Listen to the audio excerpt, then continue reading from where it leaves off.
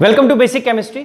बच्चे, हमने अपने प्रीवियस वीडियो के अंदर isothermal reversible process and adiabatic reversible process के लिए work Q, delta U and delta H के लिए हमने वैल्यूज निकाली थी।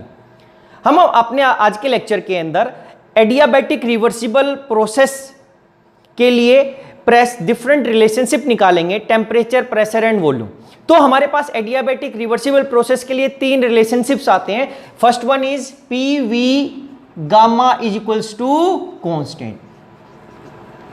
ये हमारा है एडियाबैटिक रिवर्सिबल प्रोसेस के लिए किसके बीच में, प्रेशर और वॉल्यूम के बीच में रिलेशन पर। फिर हम बोलते हैं हमारे पास T V gamma minus one is equals to constant, ये सेकेंड रिलेशन है। फिर हमारे पास थर्ड आता है T P one minus gamma upon gamma equals to constant.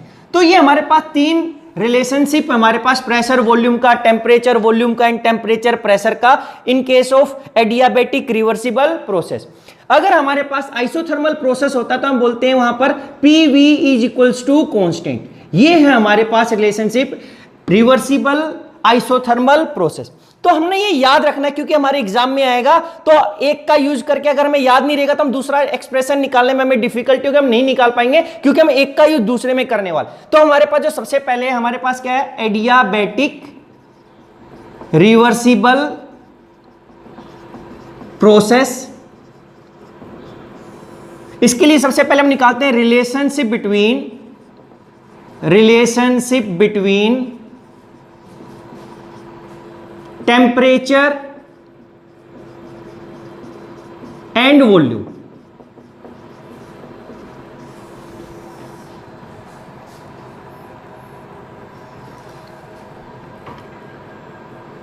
हम सबसे पहले टेम्परेचर और वॉल्यूम के बीच में रिलेशन निकालेंगे। वो क्या था हमारे पास, T V gamma minus one is equals to constant. देखो हम स्टार्ट करते हैं ऐसे, according to first law delta U is equals to Q plus W. Adiabatic process है तो डेल्टा यू क्यू क्या हो जाएगा, जीरो। तो हमारे पास क्या आएगा, delta U equals to W. हमने एडियाबैटिक रिवर्सिबल प्रोसेस में जब डेल्टा यू है वर्क की वैल्यू निकाली थी, दोनों सेम आई थी, वो लिखी थी सीवी डेल्टा टी या CV delta T CV T two minus T one. अब हम क्या करेंगे, हम लिख सकते हैं we know delta U is equal to CV D T लिख सकते हैं बच्चे। अगर हम स्मॉल चेंज इनकी बात करते हैं, अगर लार्ज चेंज है तो मैं सीवी डेल्टा टी लिख सकता हूं। ये दोनों अलग अलग नहीं है, ये स्मॉल चेंज के लिए कैसा है, लार्ज चेंज के लिए हमारे पास। ऐसे ही मेरे पास वर्क के लिए जब हम लिखते हैं स्मॉल चेंज के लिए वर्क को क्या लिखेंगे हम, माइनस पी डी वी, और लार्ज चेंज लिखते हैं तो माइनस पी डेल्टा वी। तो फोर से स्मॉल चेंज हम क्या लिखते हैं, delta U equals to CV D T, this is equals to, और work done by the gas हम लिखते हैं तो क्या होगा, माइनस पी डी वी। अब देखो हमारे पास ये आ गया, हमें रिलेशन चाहिए टेम्परेचर और वॉल्यूम का, तो यहां पे प्रेशर वाली टर्म है, हम इसको रिमूव करेंगे तो हम कैसे कर सकते हैं, for 1 mole of ideal gas 1 mole of ideal gas क्या हो गया, P V equals to R T, क्योंकि एन की वैल्यू क्या होगी 1, तो यहां से हमारे पास पी क्या हो गया, आर टी बाय वी। अगर मैं ये वैल्यू इसमें पुटअप कर देंगे तो क्या आएगा, C V D T equals to R T by V minus into D we.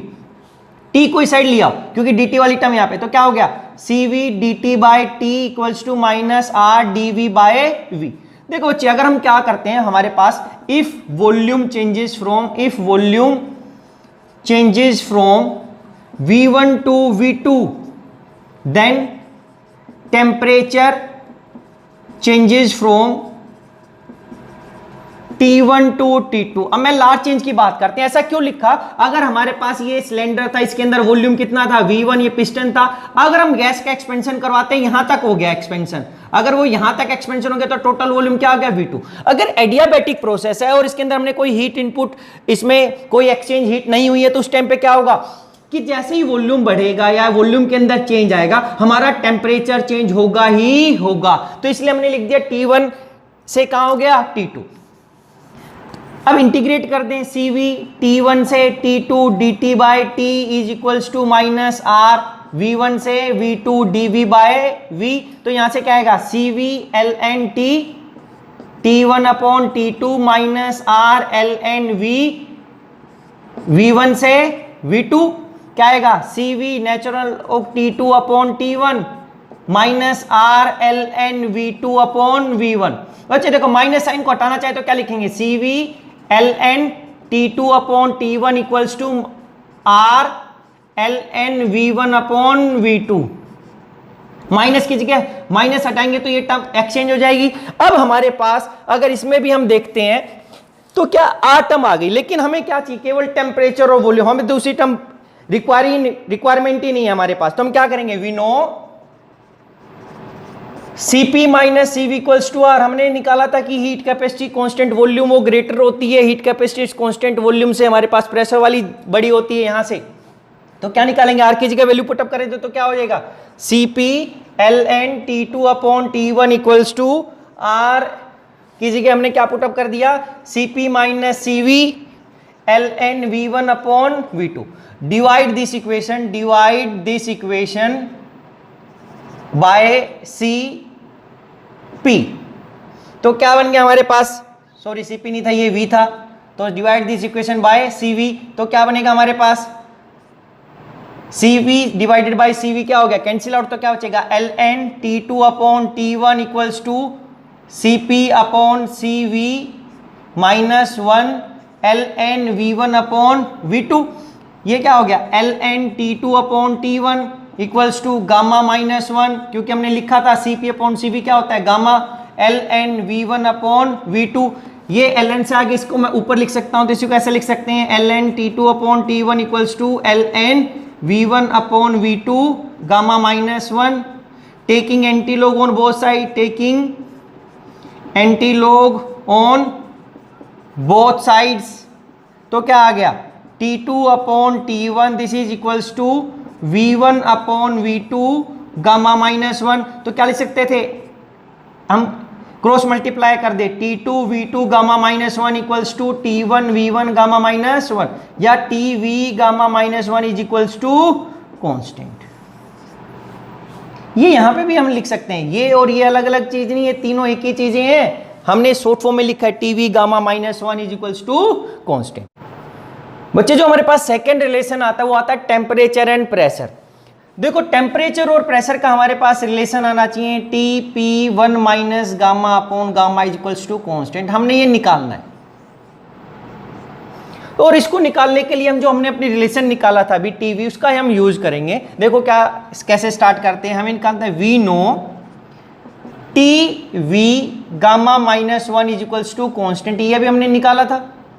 इसी को हमने दूसरी फॉर्म में लिखा था, तो क्या हो गया था T1 V1 gamma minus 1 equals to T2 V2 gamma minus 1। इस T2 के नीचे T1 को लिया, V1 के नीचे V2, तो क्या आया था T2 upon T1 is equals to V1 upon V2, दोनों की पावर क्या होगी गामा माइनस 1। अब हमें रिलेशन निकालना था टेम्परेचर और प्रेशर, ये हमने अभी निकाला था टेम्परेचर और वॉल्यूम। अगर मैं इस वॉल्यूम की जगह टेम्परेचर प्रेशर वाली टर्म लिख दें तो हमारे पास ये वॉल्यूम को हम रिमूव कर देंगे और हमारे पास क्या आ जाएगा प्रेशर। तो कैसे, we know P1 V1 equals to RT1, P2 V2 equals to RT2। हम आइडियल गैस के लिए ऐसा लिखते हैं, तो यहां से V1 की वैल्यू आ गई, V1 equals to RT1 upon P1 and V2 equals to RT2 upon P2। अगर यहां से V1 अपॉन V2 निकाल ले, V1 upon V2 is equals to क्या हो जाएगा RT1 upon P1 into RT2 into P2। तो R से R कैंसिल, तो क्या हो गया V1 upon V2 equals to T1 P2 P1 into T2। अगर मैं इस इक्वेशन को 1 बोल देता हूं यहां पर, तो क्या करेंगे, putting the value of V1 and V2 in equation 1, putting this value in equation 1, तो हमारे पास क्या बनेगा T2 upon T1 is equals to T1 P2 P1 T2 gamma minus 1।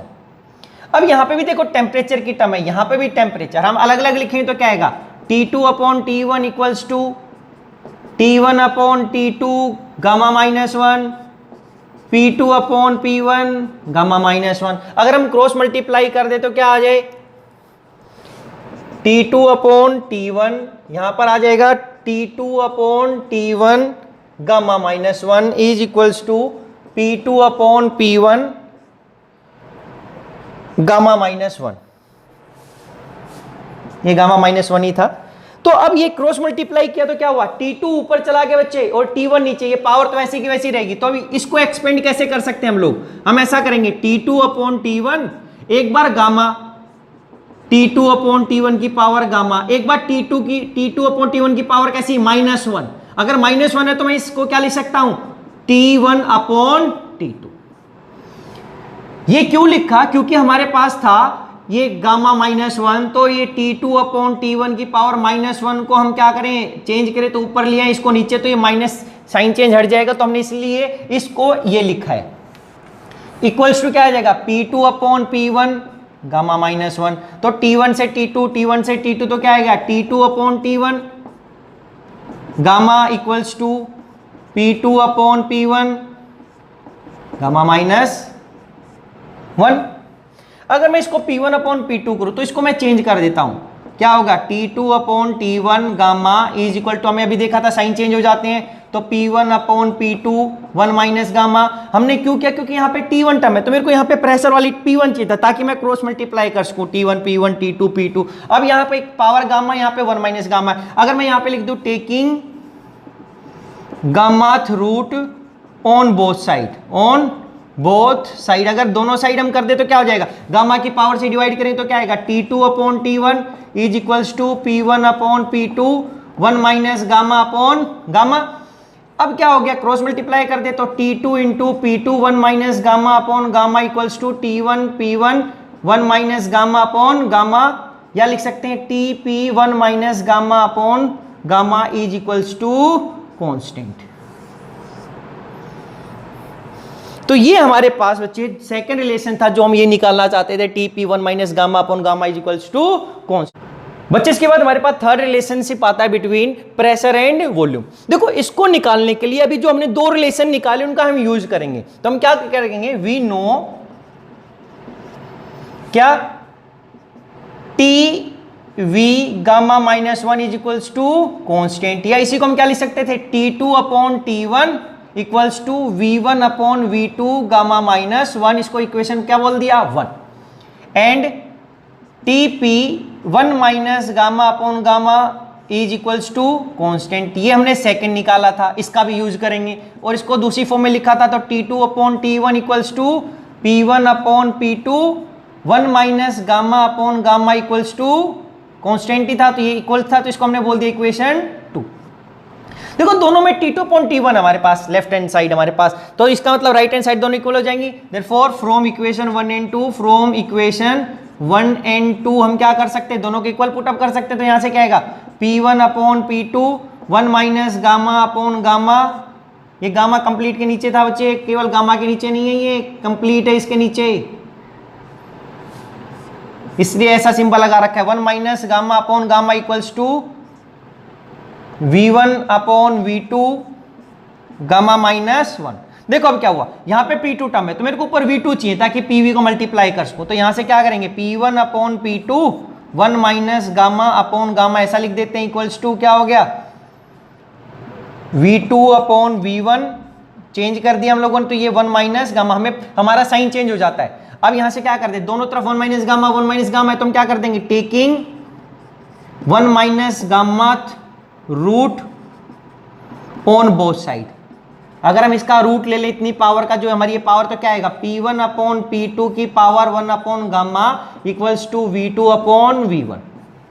देखो यहां पे पावर नीचे 1 अपॉन गामा है, अगर मैं क्या कर दूं, रेजिंग बोथ साइड, मैं दोनों की गामा गामा पावर रेज कर देता हूं, या raising both side by gamma, gamma से हमने दोनों साइड रेज कर दी power, raising both side by gamma power, तो क्या हो गया, P1 upon P2 gamma upon gamma equals to V2 upon V1 की पावर गामा, तो ये तो कैंसिल आउट, तो क्या आ गया, P1 upon P2 equals to V2 upon V1 gamma, तो क्या आ गया, P1 V1 gamma equals to P2 V2 gamma, या PV gamma is equals to constant, ये हम निकालना चाहते थे।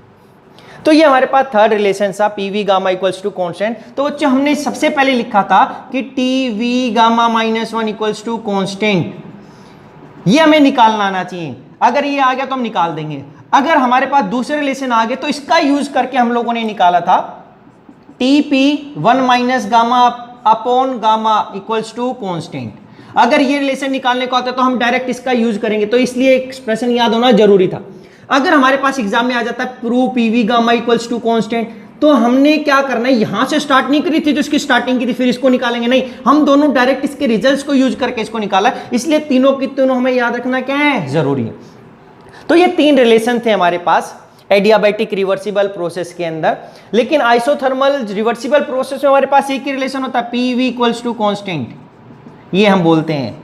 अगर प्रेशर वॉल्यूम की हम बात करता हूं तो यहां पे गामा टर्म आती है, लेकिन यहां पे गामा टर्म नहीं आती। तो इसके बाद हमारे पास आता है कि एक मेरे पास आइसोथर्मल रिवर्सिबल प्रोसेस है, एक एडियाबैटिक रिवर्सिबल प्रोसेस है, और वर्क ऑफ एक्सपेंशन किस में ज्यादा होगा। अगर मैं एक्सपेंशन करवाता हूं गैस का, एक बार एडियाबैटिक रिवर्सिबल प्रोसेस में, एक बार कौन सा था, आइसोथर्मल रिवर्सिबल प्रोसेस, तो किसमें वर्क डन ज्यादा होगा। तो अब हम ये एक्सप्रेशन देखेंगे, comparison of work done in case of both condition. पास आता है comparison of isothermal and adiabatic expansion of gas. तो हम यहां पे निकालेंगे कि दोनों केस में से work done by the gas किसमें ज्यादा होगा, किसमें गैस को ज्यादा वर्क करना पड़ेगा। तो हम ऐसे स्टार्ट करते हैं, we know for isothermal process PV gamma PV equals to constant. ये PV क्या होता है, कांस्टेंट। तो हम यहां पे ऐसा बोल सकते हैं, ऑन डिफरेंशिएटिंग दिस इक्वेशन क्या आएगा, PdV plus VdP equals to 0, क्योंकि कांस्टेंट का डिफरेंशिएशन क्या हो जाएगा, 0। तो यहां से क्या आएगा, dPV equals to minus PdV, और यहां से क्या है, dP बाय dV क्या आ जाएगा, माइनस P बाय V। देखो माइनस dP बाय dV क्या है, इसको हम बोलते हैं स्लोप। क्यों स्लोप, कैसे, अगर हमारे पास एक मैंने ग्राफ बनाया इस तरीके से, हमारे पास क्या था, एक ये PV डायग्राम P, ये कैसा था V, तो प्रेशर इंक्रीज यहाँ पे क्या दिखा देते हैं, वॉल्यूम। तो हमने पहले हमारे एक स्टेट इक्विलिब्रियम या एक स्टेट लिया था थर्मोडायनामिक, जहां पर इसका जो इनिशियल टेंपरेचर मैंने बोल दिया कि प्रेशर है कुछ P1 और वॉल्यूम कितना है V2। अब गैस का एक्सपेंशन हुआ तो वॉल्यूम क्या हो जाएगा, इंक्रीज हो जाएगा। फिर हम देखेंगे कि उसके ऊपर प्रेशर पे क्या चेंज आएगा। तो यहाँ पर अगर हम बोल देते हैं कि जो इनिशियल वॉल्यूम था, अगर प्रेशर था P1 था, वॉल्यूम कितना था V1। अब ये dP by dV की वैल्यू क्या हो गई, minus P by, slope negative, इसका मतलब क्या हो गया, डिक्रीज हो गया मेरे पास। अब ये डिक्रीज हो गया तो मैं ऐसे दिखा दिया मैंने, और यहाँ पे एक दूसरी स्टेट दिखा दी जो इसकी फाइनल स्टेट आ गई, और इस लाइन का जो स्लोप आ गया वो स्लोप कितना हो गया, जो इस लाइन का स्लोप आ गया वो स्लोप आ गया माइनस P बाय V। और यहाँ पे हम बोल देते हैं किस केस के लिए, जो मेरे पास वॉल्यूम आ गया, मान लेते हैं यहाँ पर वॉल्यूम कितना है V2, यहाँ पे वॉल्यूम कितना है इस पॉइंट के लिए, वॉल्यूम यहाँ पर इस पॉइंट के लिए जो वॉल्यूम है वो है V2, और इस पॉइंट के लिए जो वॉल्यूम था इनिशियली वो कितना था V1। अगर यही कंडीशन हम बात लगाते हैं एडियाबैटिक प्रोसेस के लिए, फॉर एडियाबैटिक प्रोसेस, तो क्या हो गया, PV gamma equals to constant, तो डिफरेंशिएटिंग तो क्या आएगा, V gamma dP plus gamma V gamma minus 1 P into dV equals to 0, V gamma dP equals to minus gamma V gamma minus 1 P dV equals to 0। देखो यहाँ पर मेरे पास V gamma, इस V गामा को हम लिख सकते हैं V gamma equals to V gamma minus 1 into V।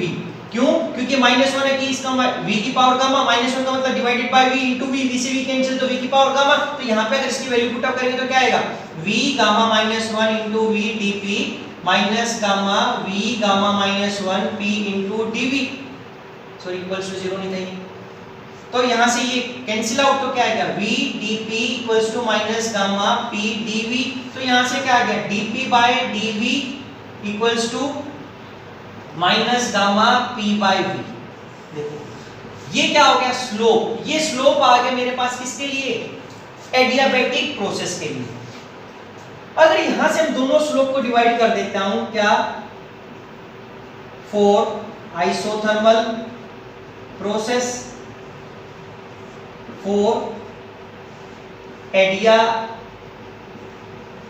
Adiabatic process, यहां पर ये क्या है, स्लोप है, slope for adiabatic and slope for isothermal and adiabatic. This is equals to क्या है,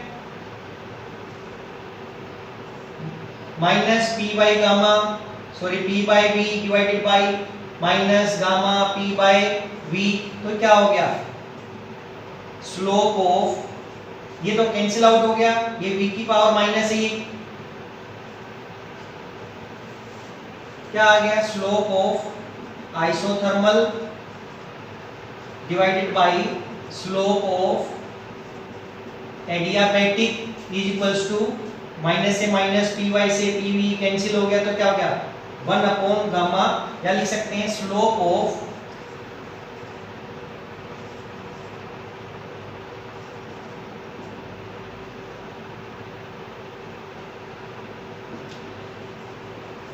slope of adiabatic process is equals to, cross multiply कर दूंगा तो क्या, gamma into slope of isothermal process.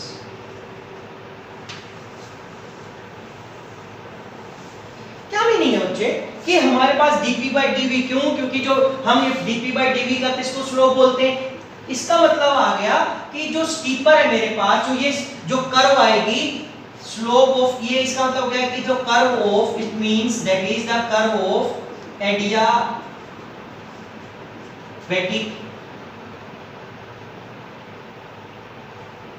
adiabatic slope, the curve of adiabatic process is steeper than isothermal process। क्या हुआ, कह रहे कि जो उसमें डिक्रीज आएगा वो ज्यादा आएगा, कितने टाइम, गामा टाइम। क्यों, जो गामा की वैल्यू होती है, हमें पता है कि गामा क्या होता है, Cp upon Cv equals to gamma, और Cp ऑलवेज ग्रेटर देन होता है Cv से, क्योंकि Cp equals to Cv plus R, तो ये Cp बड़ा होगा, तो Cp always greater than Cv, अगर ऐसा होगा तो gamma is always greater than 1, तो ऑलवेज, ये ऑलवेज 1 से ग्रेटर है, तो जब 1 से ग्रेटर होगा तो इसका मतलब क्या है, जो ये इसका मतलब हो गया कि कोई फैक्टर जो मल्टीप्लाई करूंगा वो 1 से ज्यादा है, तो यहाँ पे जो एडियाबैटिक का जो स्लोप आएगा वो ज्यादा आएगा। स्लोप का मतलब क्या हो गया कि ये नीचे है, इसका हमारे पास जो स्लोप है, अगर इस कर्व को मैं ऐसे कर देता, यहाँ पर इसको ऐसे करके दिखा दो, या इसको मैं ऐसे दिखा देता इस तरीके से, तो यहाँ पर इसका जो स्लोप है वो कैसा हो गया, ज्यादा हो गया, ज्यादा स्टीपर थी हमारे पास उसके रिस्पेक्ट में। तो ये किसके लिए हो गया, तो इसका जो स्लोप है यहाँ पर, इसका स्लोप कितना आ गया, minus gamma P by V. Minus किसको रिप्रेजेंट कर रहा है, ये स्लोप ऐसा जा रहा है, नीचे जा रहा है हमारे पास, अदरवाइज पॉजिटिव होता तो ऊपर की साइड लेके जाते। अब यहाँ से हमें दो चीजें समझने की जरूरत है बच्चे। तो वर्क डन क्या हो गया, यहाँ पे जो वर्क डन किया है, वर्क ऑफ एक्सपेंशन क्या होता है, and now work is equals to area under the curve. कौन सी कर्व, पीवी कर्व, कि जो पीवी कर्व होती है हमारे पास, पीवी कर्व होती है, वो उसके अंडर जो एरिया आता है वो किसको बताता है, वर्क को। अब देखो यहां से ये जो किसके लिए थी, एडियाबैटिक के लिए, तो ये जो स्लोप था, तो इसका जो वर्क होगा इस प्रोसेस में कितना हुआ, कि अगर मैं यहां से V1 से करता हूं तो वॉल्यूम तो दोनों के अंदर सेम ही था, तो इसका मतलब यहां पर जो ये काम किया किसमें हुआ, एडियाबैटिक प्रोसेस में। आइसोथर्मल में निकालूंगा तो क्या हो जाएगा कि ये जो एरिया है, ये इस तरीके से जो हमने दिखा दिया कि इसमें इतना ज्यादा काम हुआ है, क्योंकि ये एरिया तो कॉमन ही दोनों के अंदर। अगर मैं आइसोथर्मल के निकालूंगा तो ये टोटल एरिया यहां से, तो यहां से पता चला कि क्या, कि जो वर्क इन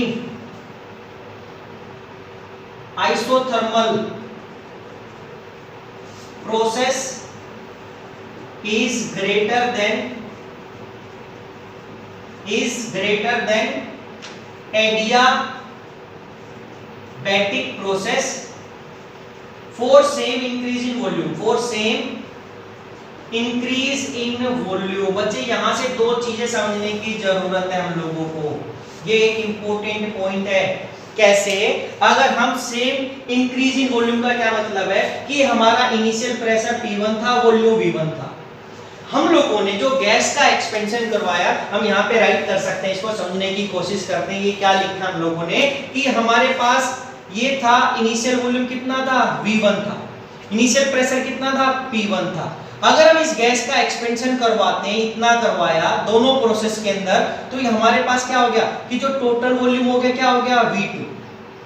अब हम बोल रहे हो, देखो अब हमने V1 से V2, तो मेरा पास जब एडियाबैटिक प्रोसेस हुआ तो भी वॉल्यूम V2 लेके गया, और एक बार हमारे पास आइसोथर्मल हो रहा है तो भी वॉल्यूम V1 से कहां लेके गया V2, यानी कि हमने एक्सपेंशन सेम करवाया। अगर एक्सपेंशन सेम करवाया तो यहां से एक चीज ध्यान देने की, देखो वॉल्यूम यहाँ पे सेम था, वॉल्यूम दोनों का क्या हो गया सेम हो गया, लेकिन यहाँ पर जो प्रेशर है, जो आइसोथर्मल प्रोसेस था उसके प्रेशर की वैल्यू क्या आएगी, यहाँ पर प्रेशर आएगा, और एडियाबैटिक के अंदर कहां आएगा नीचे। इसका मतलब है कि हमारे पास क्या हो गया, जो प्रेशर डिक्रीज हुआ है वो किस में ज्यादा हुआ, एडियाबैटिक प्रोसेस में, और जो प्रेशर डिक्रीज कम हुआ किस में हुआ, हमारे पास आइसोथर्मल में, यानी कि प्रेशर कम डिक्रीज हुआ है। अगर प्रेशर कम डिक्रीज हुआ तो मेरा जो वर्क डन है वो कैसा हुआ, ज्यादा। अगर प्रेशर में ज्यादा डिक्रीज आ गया तो इसका मतलब क्या हुआ, जो वर्क हुआ वो क्या हुआ, कम। तो यहां पर हमने समझने की कोशिश है, work in isothermal process is greater than adiabatic process for the same increase in volume। जब हमने वॉल्यूम इंक्रीज करवाया, as the decrease in pressure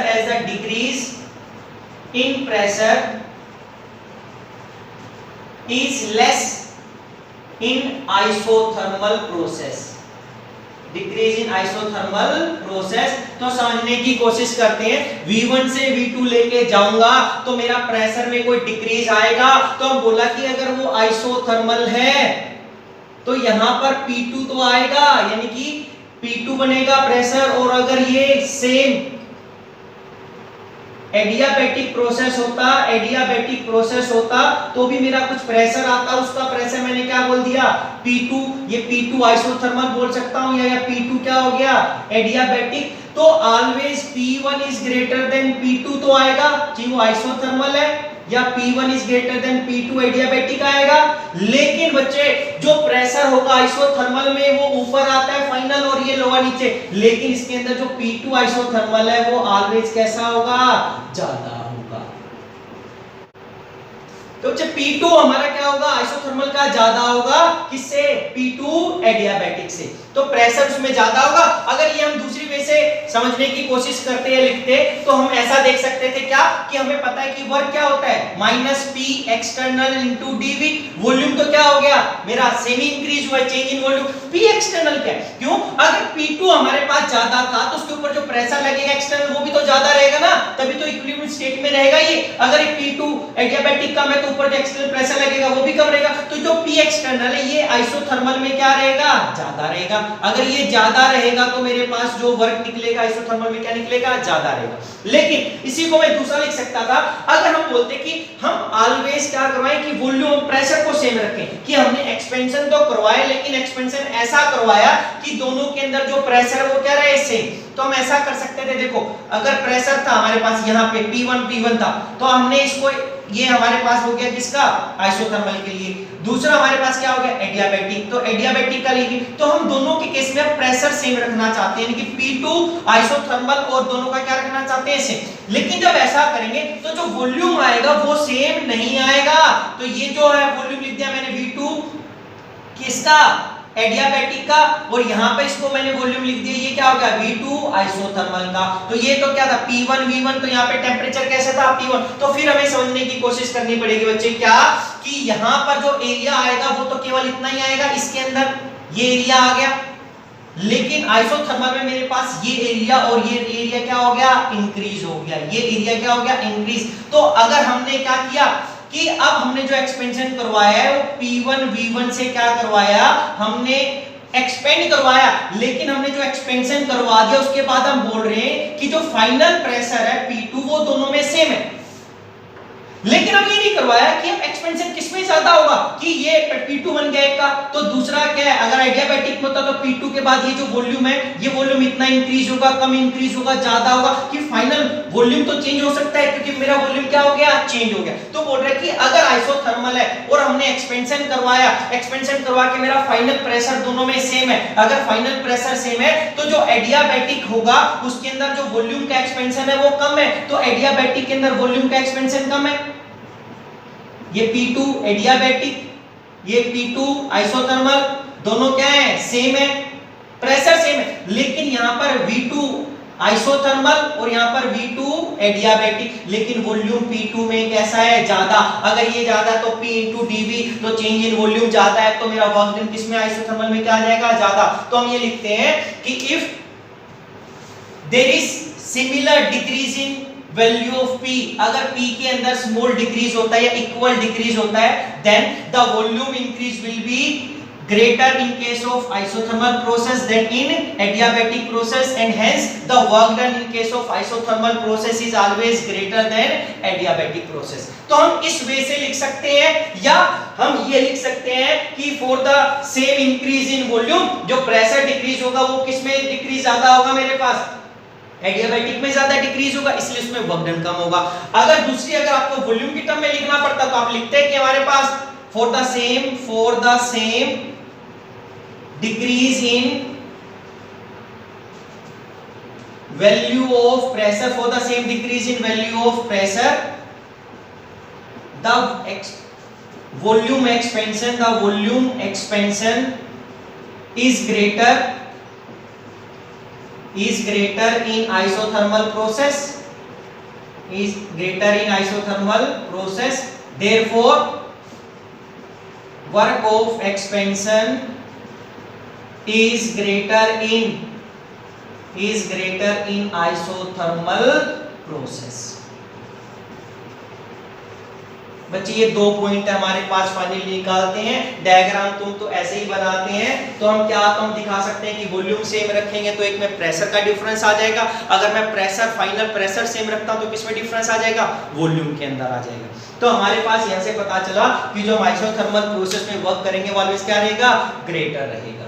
बच्चे जो ये हमने अभी तक लिखा है, दो कंडीशन लिखी है, ये जो सब कुछ लिखा है ये समझाने के लिए, अगर हमारे एग्जाम में आता है तो हमने क्या करना है, ये ऐसा ग्राफ, ये डायग्राम बनाना है, पीवी डायग्राम बनाना है, और जो हमने फॉर आइसोथर्मल के लिए लिखा था पीवी का डिफरेंशिएशन किया था, फिर पीवी गामा का डिफरेंशिएशन किया था, और स्लोप का लिखेंगे। स्लोप को निकलने के बाद हम केवल ये दो पॉइंट लिखेंगे यहाँ पर, curve of area work is equals to the area under the curve PV curve, और फिर हमने ये दो पॉइंट लिखना है, या आइदर इसको लिख सकते हो या आइदर इस वाले पॉइंट को लिख सकते हो। तो ये तो हमने जो कुछ किया ये समझाने के लिए किया है कि वॉल्यूम सेम इंक्रीज हो रहा है तो एक में प्रेशर जो होगा वो ज्यादा होगा इंटरनल, अगर इंटरनल प्रेशर ज्यादा होगा तो जो एक्सटर्नल होगा वो भी ज्यादा होगा, अगर एक्सटर्नल कम होगा तो हमारा पिस्टन राइज हो जाएगा, वो पिस्टन निकल ही जाएगा सिलेंडर के अंदर से। उसको रोकने के लिए क्या है, हमें बाहर से ज्यादा प्रेशर लगा, अंदर प्रेशर ज्यादा है तो बाहर भी प्रेशर क्या होगा, ज्यादा, अगर अंदर प्रेशर कम है तो हमें बाहर से प्रेशर क्या लगाना पड़ेगा, कम लगाना पड़ेगा। तो यहां से समझिए, मत कंफ्यूज मत होना कि P2 इंटरनल ज्यादा है तो ये एक्सटर्नल वाला ज्यादा कैसे हो गया है। तो ये हमने समझने के लिए किया था सारी चीजें, और एग्जाम में आता तो हमें यहां तक ही लिखना और ये डायग्राम बताना, और फाइनली हमारा कंक्लूजन बताना है कि जो वर्क होगा वो ज्यादा होगा आइसोथर्मल के केस में।